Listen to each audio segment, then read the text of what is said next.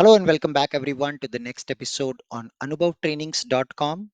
In the last session, we talked about the concept of how to design and develop CDS entities in S4HANA as well as Steampunk system. In our today's session, we will proceed further and see how to enable value help for a CDS entity from domain fixed values. So often as an ABAP developer, you have domains created in ABAP system in SC11, and inside the domain, you have added multiple fixed value sets. You would like to utilize these fixed value sets automatically and show them as value help in your Fiori application. So let me first show you the Fiori application which we built on top of the CDS entity in the last episode. So we can come back here and see this is our business partner CDS entity, which is very simple and just reading the business partner data from SAP system. On top of this, we had already created a service binding, which is actually going to show us all the data sets. So that is what currently we are doing here. So you can see this is my Fiori application. And in this Fiori application, when we log in, we will get all the values over here. Yes. Now I would like to enable a F4 help for business partner rule. So this F4 help is currently not working. And in order to make it work, we need to add a new entity in the CDS entity to bring the values from domain. So where are the domain values stored actually? They are stored in a database table called DD07T. So if I do Control Shift A, I just search DD07T, which is a text table for all the ABAP domains. So we are going to build now a CDS entity on top of this domain. This approach I'm taking because it will work for both ABAP on cloud system as well as the on-prem system. So here is where we can see all the values DD text stored for each of the domain. So if I go back and check the domain for our business role, the field of interest, you can just go to data element, copy the domain name and come back and check that over here, domain name, search, and you can see here we have in the English language and in the German language, the texts are maintained. So these are the values which we want to fetch. So let's build a CDS entity to fetch the domain value for our business partner. I will be building it in a generic way so that you can use it to fetch fixed values for any domain.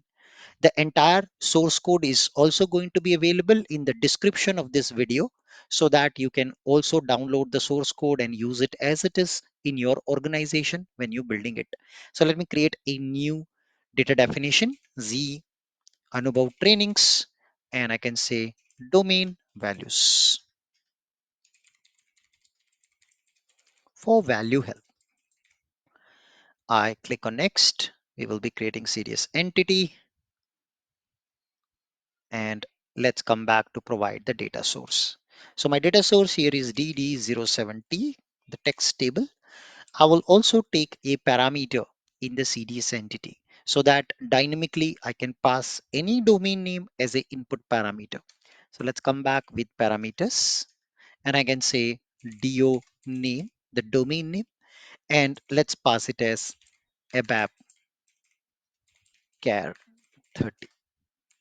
Perfect. And then we can just choose here the field values. So first one is the domain name, then the language, then we will have domain values, low values,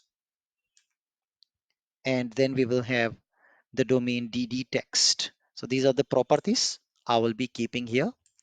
And we will also provide a semantic description. So let's put here semantic text as true, and then we can specify here the corresponding text. Yeah. So let's go back and add here. This is my text, and then we can just use semantics dot text or object model text element. So what represents the text element? So I can say this description. represents the text element, and this is the value. So it's a value and description field what we have. In addition, we will pass the DOM name is equal to the parameter value. So we can say dollar $parameter, and we can say my current table dot, it has got a language property. So we will compare it with the current session language. Perfect. Great. That's it. Let's do a testing there. I can activate and press F8 and pass my domain value, the domain for the business partner role there, and I can test. And there you go. You got customer and supplier as the value. Superb. Now let's go back to our main CDS entity, mark ignore propagated annotation false, and then associate my fixed values, one, to my CDS entity for the domain. So on dollar projection and my current business partner role value compares with as domain dot the value we are comparing it with. I save this, and we will also expose this association out domain. Now, the moment I save, I also supposed to pass parameter value. So we have to change cardinality to 0 is to star. So now it's time to pass the parameter to the domain value help. So to be able to do that, we are going to proceed further and note down our parameter name. And let's come back here to access one of the field like description. And the moment I do that, you see system automatically create the parameter input here for my mandatory parameter name, where I will map our domain name from the data element. So let's pass the correct domain name for BP role. Save this and activate my entity. Perfect. Let's go and execute now. And you can see it's picking up the correct description for the supplier and customer from the domain. So that's one way to add column. In addition to that, now next to the BP role in the table, if I want to show that description, I can just come back and add the object model semantics. Semantic text element and just map my description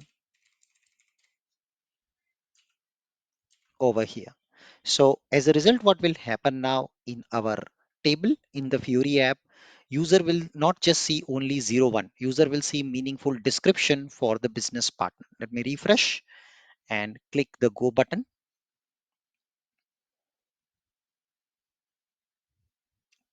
And wow, you can see meaningful description is coming.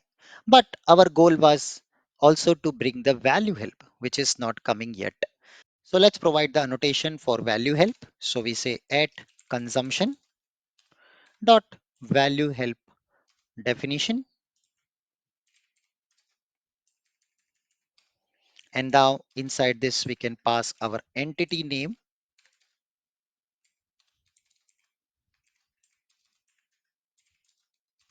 And my entity name is obviously this domain. And along with that, we can pass the element, the property with which it binds to. So it's the value property with which the system has to compare it to bring my value help for the property. Let's activate that. And now we can come back to Fury application, refresh the page.